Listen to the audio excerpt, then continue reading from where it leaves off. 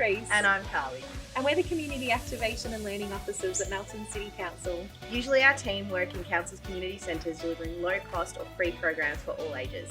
In light of the current situation, we're not able to deliver these programs to you face to face. To ensure our communities still have access to these programs, we're providing you with a series of online videos. These free videos will keep you and your family learning through isolation and beyond. We hope you enjoy them and we can't wait to see you back in our centres soon.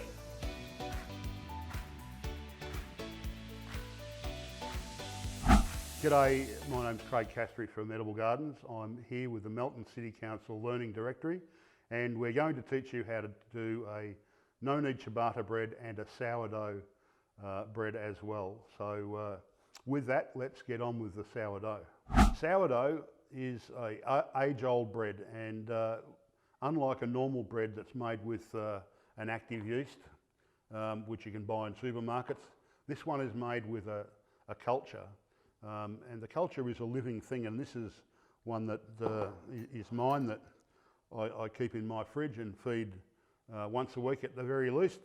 And of course, you need to get a sourdough starter or culture for yourself.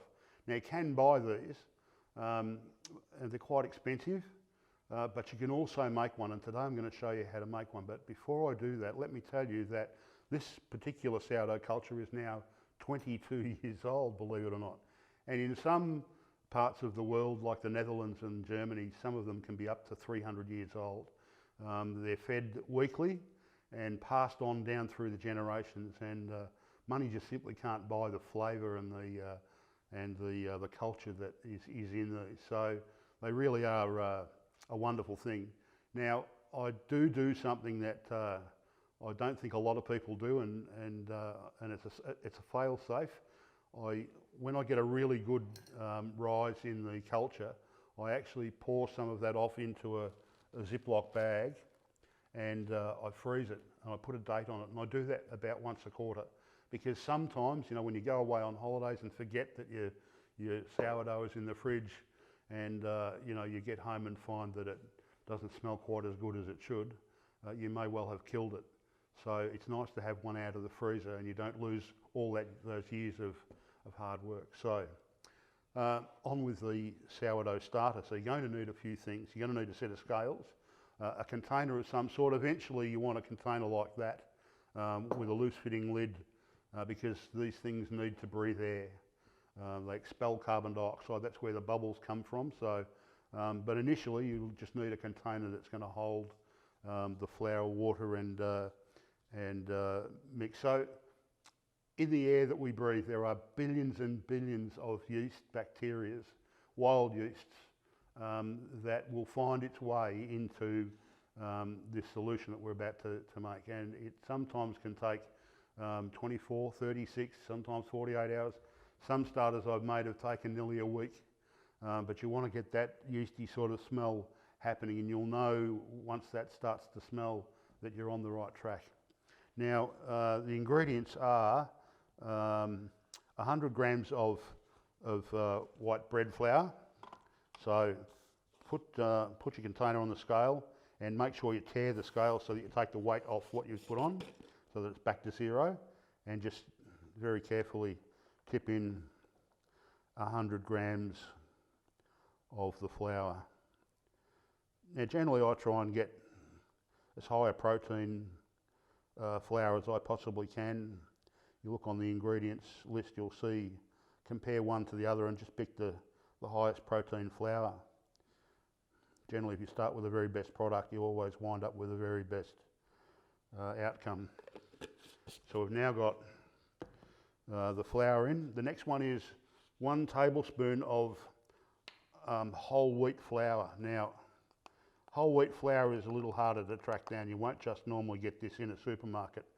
You're going to need to probably go to a health food shop or one of those places that will fill up your containers for rice or spices, or those sorts of places that I know some shopping centres certainly have them.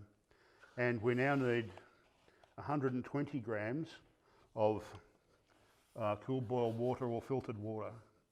And you want that so that it needs to be filtered or cooled boiled water, or even distilled water in this case, mainly because you don't want any fluorides or chlorine in the water, because it's likely to denature these wild yeasts. So when you're working with sourdough, make sure it's always cool boiled water or filtered water. 120 grams of this. By the way, I'm weighing this because 1 ml of water is the same as a gram. If you didn't know, there's 120 mils of water. Now all we simply need to do now is to give this a really good mix until it's all combined. No lumps. So it'll take a little bit to get this incorporated. Now you'll sit this out on your bench somewhere at room temperature with the lid just ajar, so that it stops any dust or lint that might be floating about landing in your sourdough starter. But it does need to be, don't you know, this has got a snap lock lid. Don't put that down, because it's, as I say, it does need to breathe. Try and get down anything that's on the sides back down, incorporated into this mix. It does take a little bit of mixing, ladies and gents, so I've got to tell you. It's only a small amount, but it's very important that you get all the flour and the whole grain wheat flour mixed in. That will do nicely. And we'll just sit it like that, sit on the bench for until, as I say, the next 24 to 36 hours is really going to be the telltale sign. You're really looking for that yeasty sort of smell. It generally doesn't take too long, but it just depends on your environment. Some places have more of the yeast, the wild yeasts around than others. Don't stress if it's not happening in the next sort of 3 or 4 days either. It has taken that long from time to time. So there you go, that's the yeast starter. Now, once the starter has got that yeasty smell, you're going to need to feed it. And what you're going to need to do is to feed it 100 grams of plain flour and 100 mils of water in however long it's taken to develop that yeasty smell. And that will start and make it nice and active.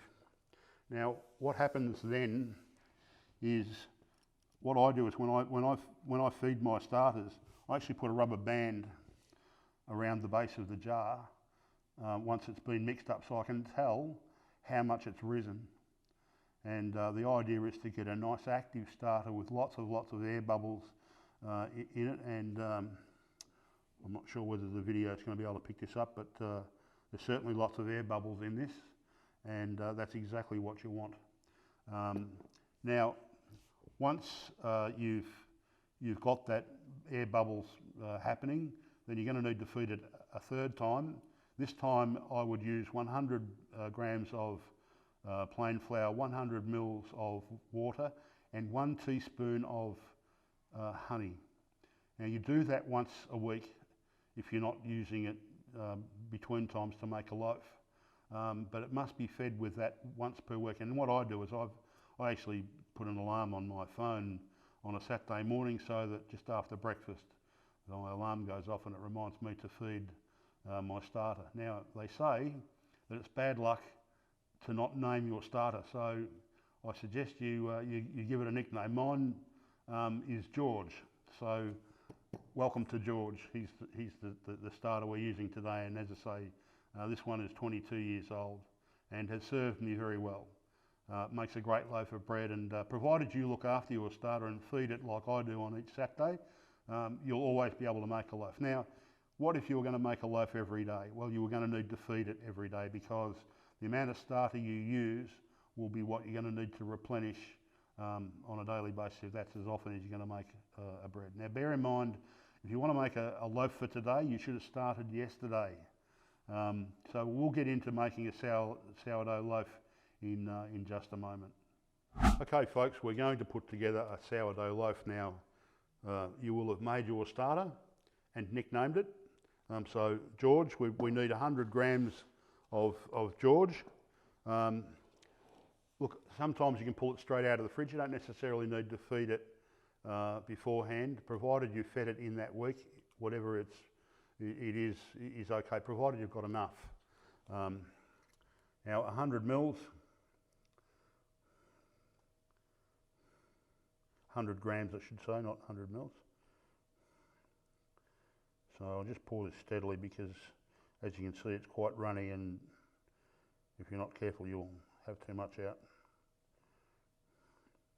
And you can see it's quite strandy, which is the wild yeast doing their thing with the gluten in the wheat and the flour, which is fantastic. Right, we'll put that back down. We now need 310 mils of water, again cool boiled water or distilled water.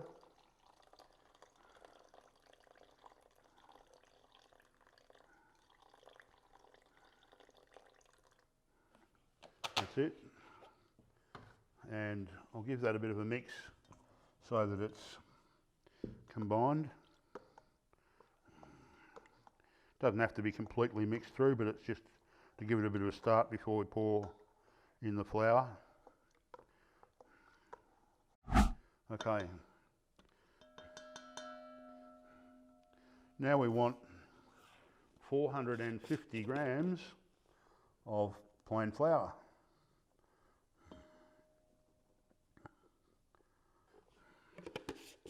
There we go. And we actually need 8 grams of salt.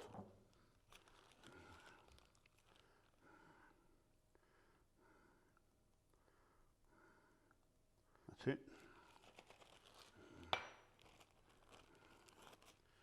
Okay, get that out of the way now, and I'm going to slowly but surely incorporate this with a dough paddle.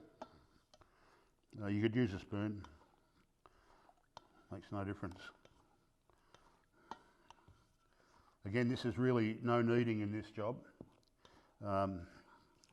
It's again about thoroughly mixing all of the ingredients in together.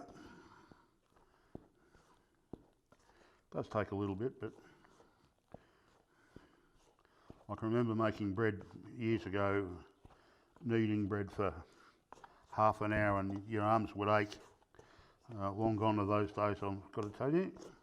And this particular method, which you're about to see, is a wonderful way of being able to make a very, very good quality bread with minimum of fuss. It is something I'll have to say that you need to be about for to make though. There are some steps that you'll see that have to be done 2 hours apart from one another. But if you're home reasonably early in the afternoon, there's plenty enough time to get that done before you go to bed. And they only take moments, each of the steps to do so.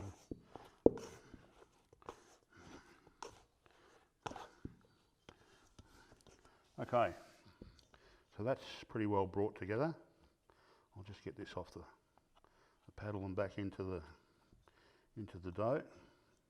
Now you're going to need a little bit of water in a spray bottle, and you want to spray the work surface, the bench. Make sure it's clean, of course, and spray your hands. And I'm going to tip this out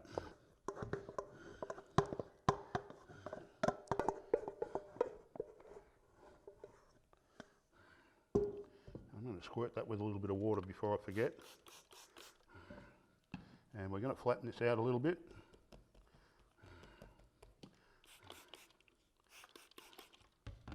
And I'm going to pull and stretch the dough out.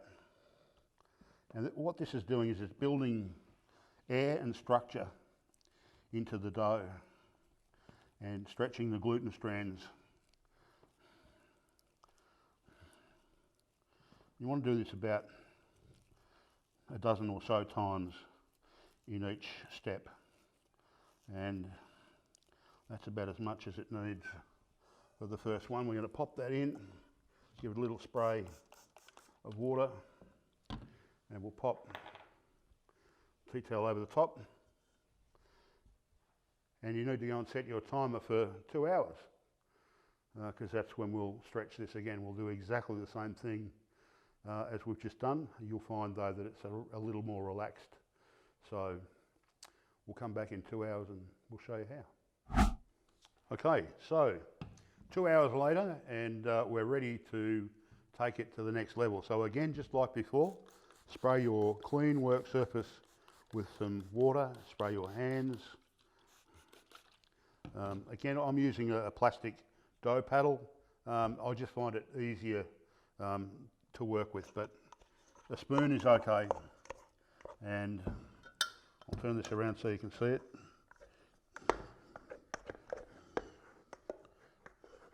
As you can see, it's a bit stickier now.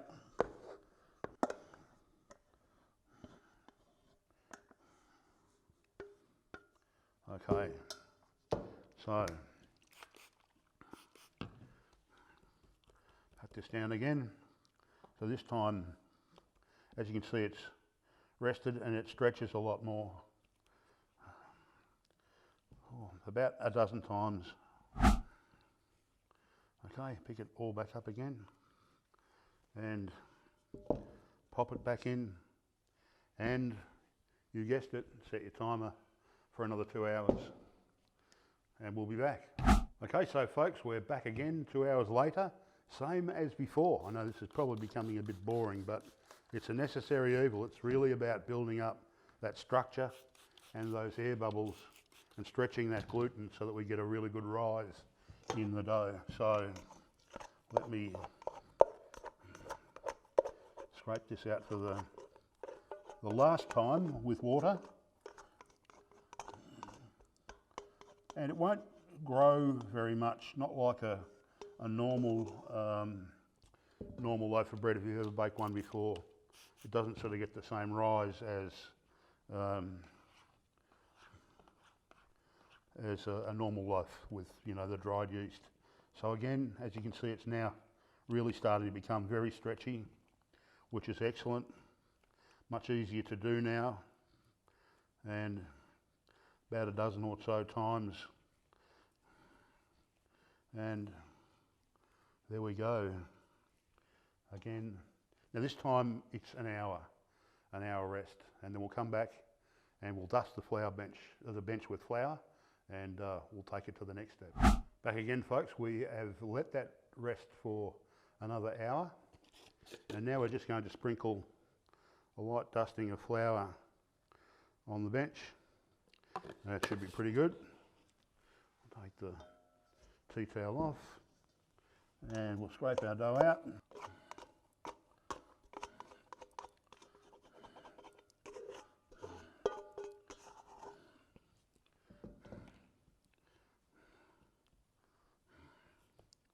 Now this time I'm going to use this to get some flour underneath the dough so that I can manoeuvre it around a little bit and stretch it out into sort of a bit of an oblong shape like so. And I'm going to push away and pull back, push away and fold back.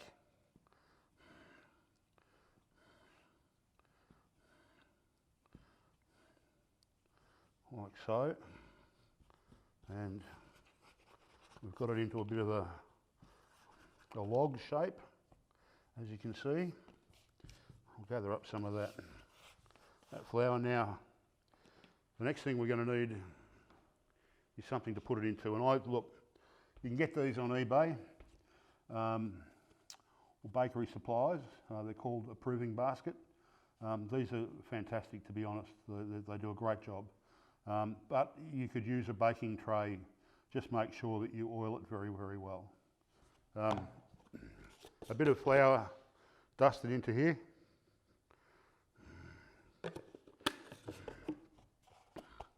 Give it a bit of a tap so that it's coated all the way along the bottom and down through the sides. and you want to put the seam side up, and you want to spread a bit of flour over the top of that.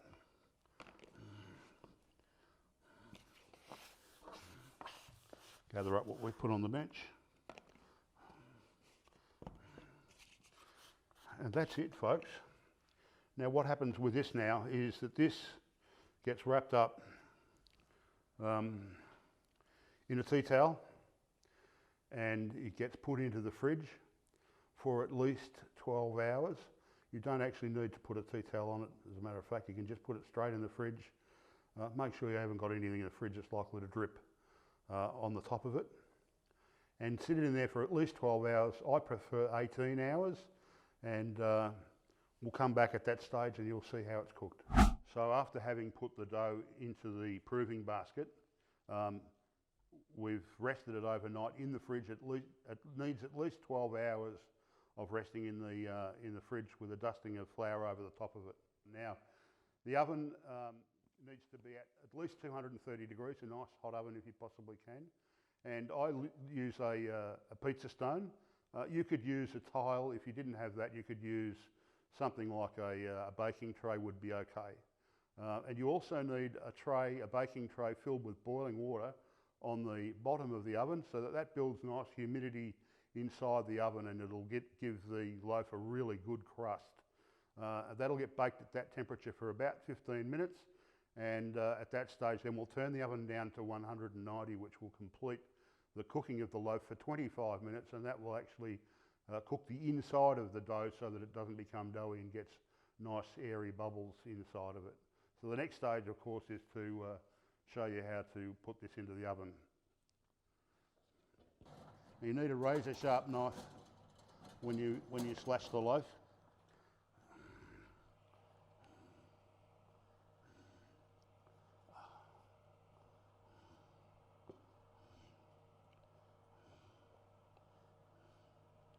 Just a little awkward. And we want to slash the loaf over the top, like so.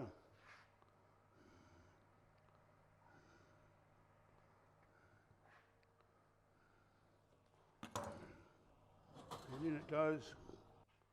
Okay, so we now need to set the timer 15 minutes. The easy way is, hey Siri, set the timer for 15 minutes, please.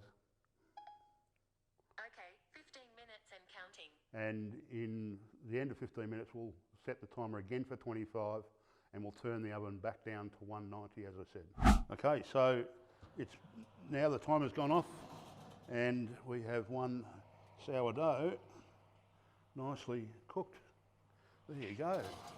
That looks fantastic. So it's had a good decent rise. You can hear that it's nice and hollow, which it should be. It's full of air bubbles. And please don't be tempted to cut a hot bread in half. You must let it cool completely before you carve bread, because you'll find it will become very, very doughy. So it must stay out on the bench for some hours till it becomes completely cool. But there you have it, it's a homemade sourdough.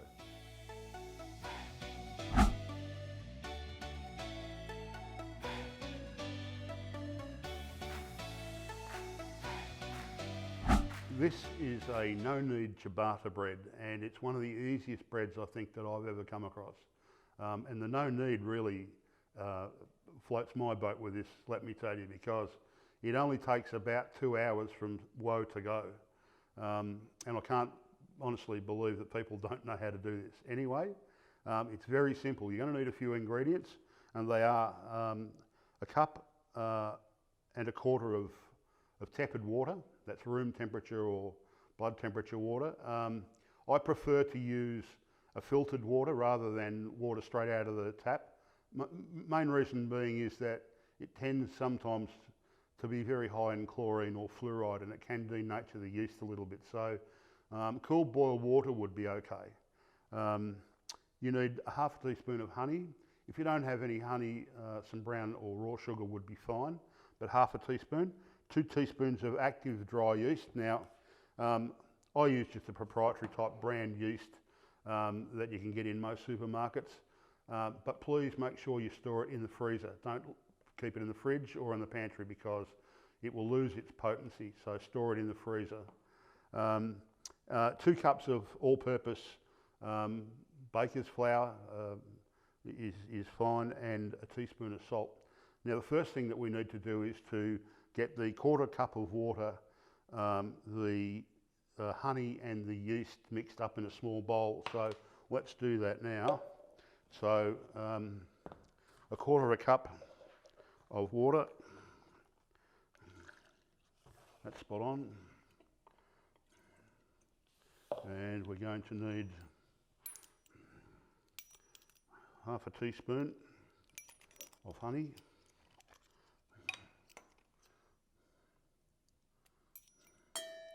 I'm lucky enough I have my own beehive, so this is from my own hives, but any honey will do. And we need 2 teaspoons of yeast. Now this is going to need to sit, once it's been stirred together, for about 5 minutes, and you'll actually see it start to activate and grow before your eyes. So, but make sure you get it as well mixed as you possibly can. But it's a really, really easy bread to make, and it's certainly worth a look in. If you had a good look at what ingredients are on a packet of bread these days, most of which I can't pronounce, and there's some numbers and things in there that I just don't understand. And in this, as you'll see, there are really only 4 ingredients. And in terms of preservatives and so forth, salt is a preservative, so it actually does help to keep the bread a little longer than you would think. And it generally, it's good for probably 5 or 6 days. So we'll just let that sit there for 5 minutes, and we'll come back to that. Okay, so we've rested that yeast for 5 minutes, and there's quite a lot of bubbles going on, which is exactly what you want, and you can smell that beery smell, which is exactly what you should be smelling. So next for this ingredient is the 2 cups of plain flour.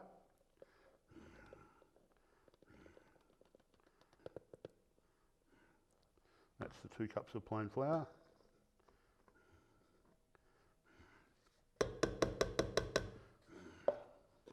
Get that out of the way. And we now want to make a bit of a well in the centre and pour in our yeast. And next thing is to measure out a cup of water. Again, cool boiled water or filtered water, preferably. And we'll pour that in. And we'll give this a bit of a stir around. Now, when it's nearly brought all together, we'll pop in a teaspoon of salt. So that's just about there now. So a teaspoon of salt.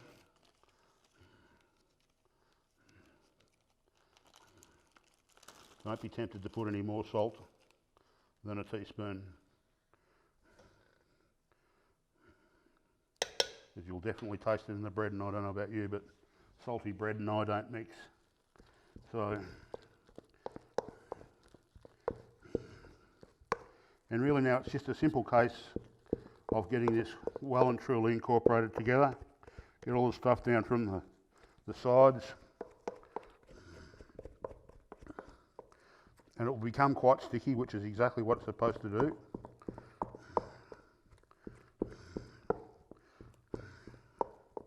Try to your best ability to get any of the lumps that you may find in amongst it.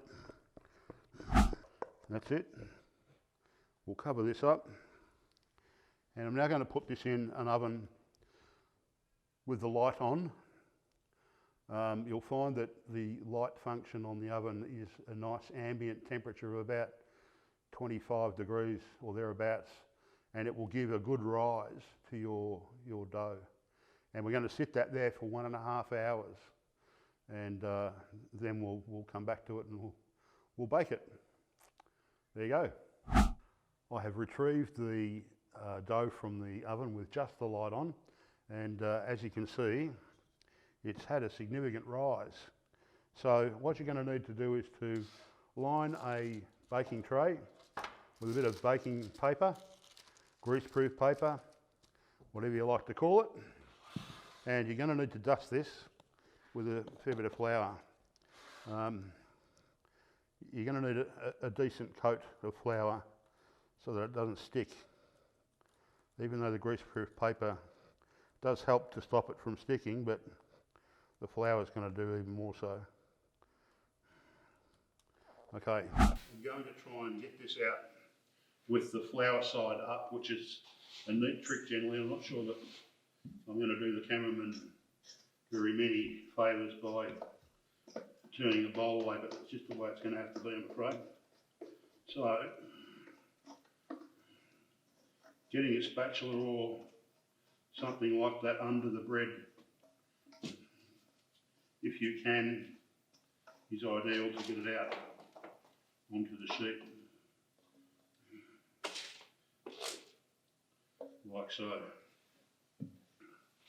And you can sort of use your spatula to sort of get it into that rough ciabatta shape. And we're going to put it into an oven that is set to 220 degrees with exactly like the sourdough starter, with a baking tray full of boiling water underneath it, so that it again adds that humidity and gives the dough a lovely lift.